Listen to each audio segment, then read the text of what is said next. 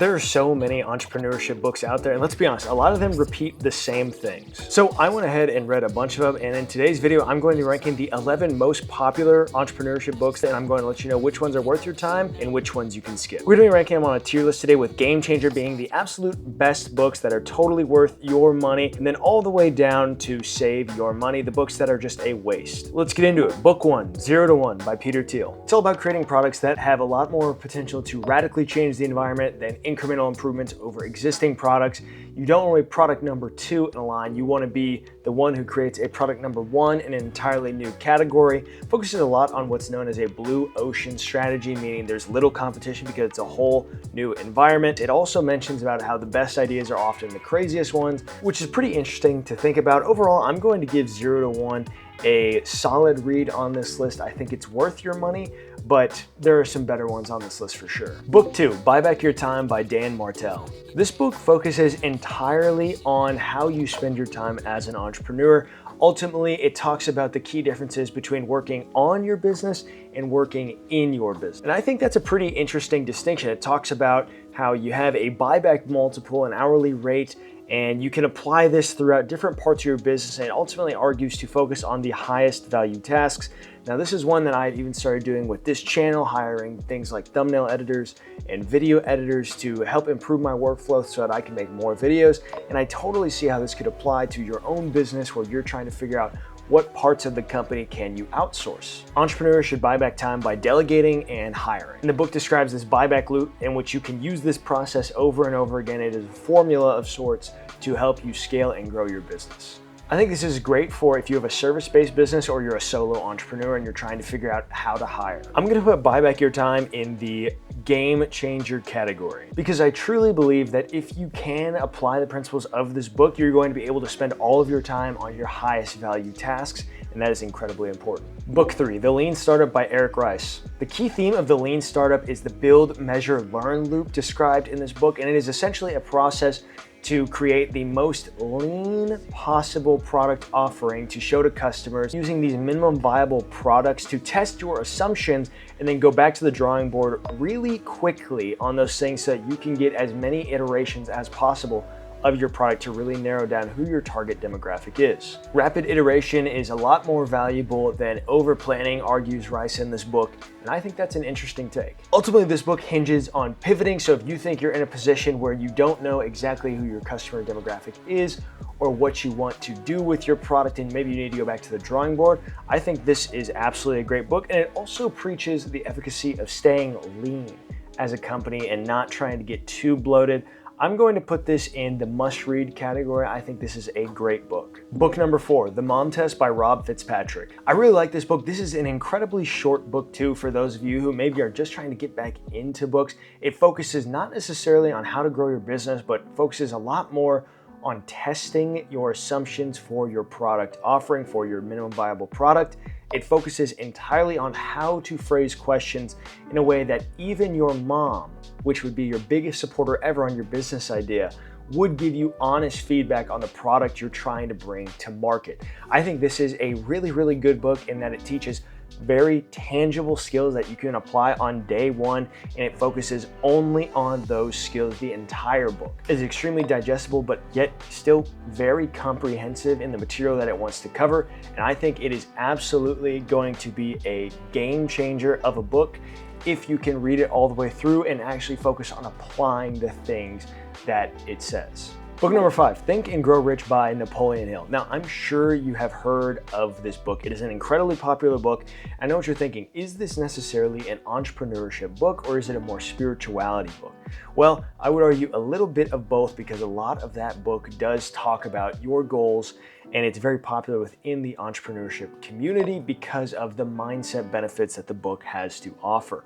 Now, I read this book a couple years back and I still think about it to this day. I think it's worth reading more than once. I think it's worth reading twice, and revisiting it. And I think you'll find a lot of that sentiment online as well. Now, some people may not like this book as much because it does at times seem like it is a little bit fantastical in terms of the mindset and things like that, but it really is going to be a book to help you reframe how you think about money and your goals. I think it's incredibly important to goal set as an entrepreneur, and this is a great book for that. And if you've never read anything like it, I think it stands the test of time, and I'm going to put it also as a game changer. And these are the most popular books, guys, so you might see a pretty highly skewed list, but these books are all great. Well, not all of them, I'll get to that. Book 6, The $100 Startup by Chris Guillebeau.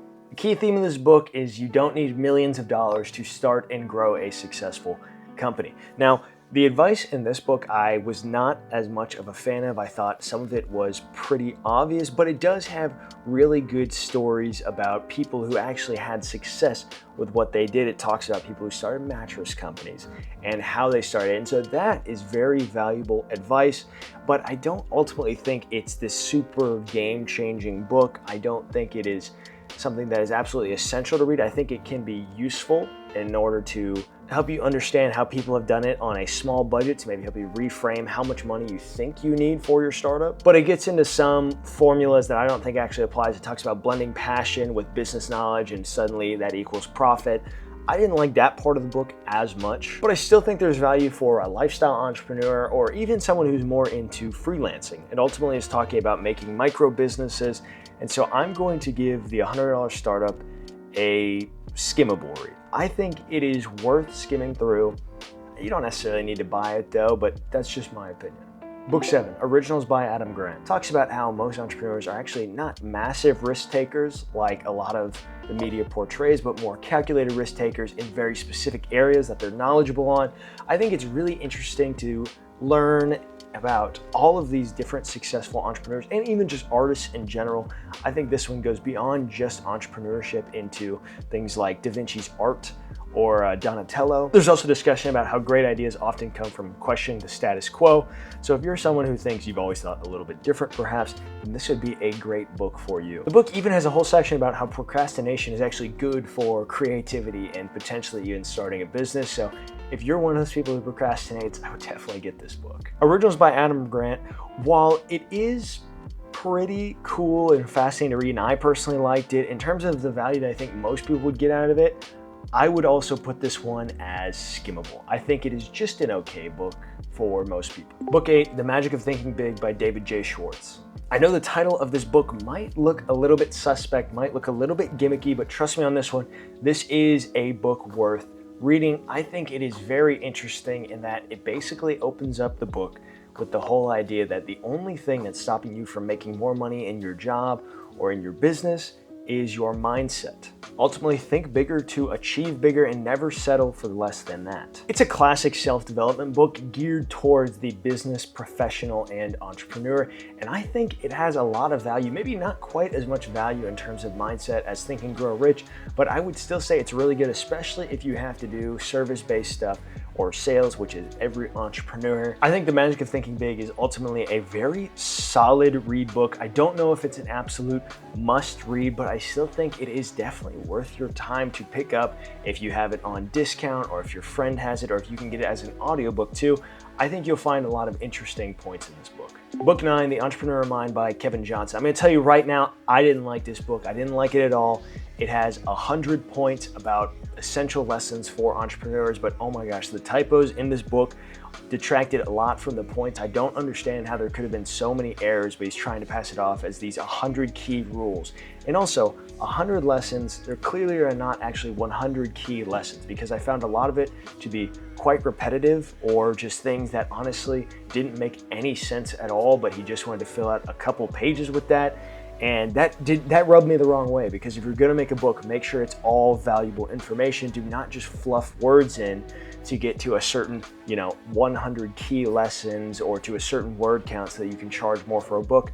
That's not right. But I will give it that this book focuses more on a playbook style as opposed to a chapter by chapter. It has a lot of different key points, and I think there are some little gems of information in there in terms of how to structure your business and a big vision, long-term thinking. But ultimately, I didn't really like it, and so I'm going to be giving the Entrepreneur Mind, a Save Your Money category. Book 10, The Millionaire Fastlane by MJ DeMarco. Now, this is a very popular book. Some of you might have read it who are watching this video right now, and I think this book is interesting in terms of how it talks about accelerating your wealth building ability, and it did help me personally reframe thinking about investing in a business versus investing in the stock market. The book describes two lanes. There is the slow lane, which is jobs and the typical path, or there is the fast lane in which you can have everything you've ever wanted. And this book definitely gets a little bit into the gimmicky territory for me in terms of he was trying to make some money. But to be fair, he is a very successful person in his own right.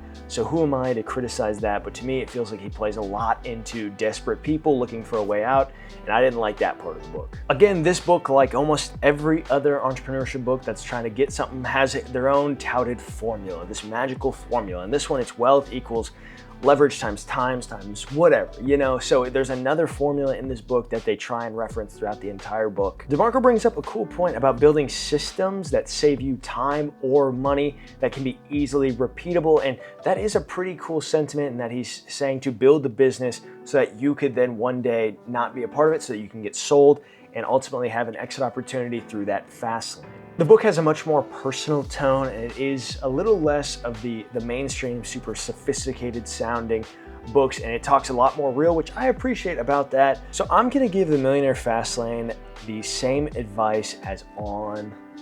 I think you could find the same advice online, to be honest with you. Book 11, Why Startups Fail by Tom Eisenman. I saved a really good book for last. This is definitely an academic book. This is a book that you are going to have to read in multiple sections. I think this book took me about 2 weeks of reading consistently to get through it. But he talks about extremely important reasons and things to think about when you are starting and launching a business. He documents all of these case studies of his former students and large companies that you've probably heard of and why they failed, and he attributes each one to a specific different reason. There are 6 main reasons why startups fail, and they all, I felt like, were unique in their own right, and the book deserved to be as big and as comprehensive as it was, because he offered information that I felt like I would not have found anywhere else, and it was far better than the common advice I had heard online. It emphasizes a lot about product market fit, founder alignment, and timing the market. And that product market fit, I think, is really relevant to almost everybody watching this video, because product market fit ultimately is the foundation and the reason why some of these $100 million companies failed, because they ultimately did not have that product market fit that they thought they did, which I think is really interesting to think about. So Why Startups Fail, I'm going to put this one in a must read, because I think it provides information that simply cannot be found anywhere else, and it's in a format that actually makes sense from a person who is more knowledgeable than any of us on this topic. So here's the complete list of the 11 most popular entrepreneurship books I've read, ranked out for you guys, so that you know which ones are worth your time. If you enjoyed this video and want to get any of the books mentioned, consider doing so through the links in my description. If you're interested in more entrepreneurship content, click this playlist right here, and that's all I've got. Thanks, y'all.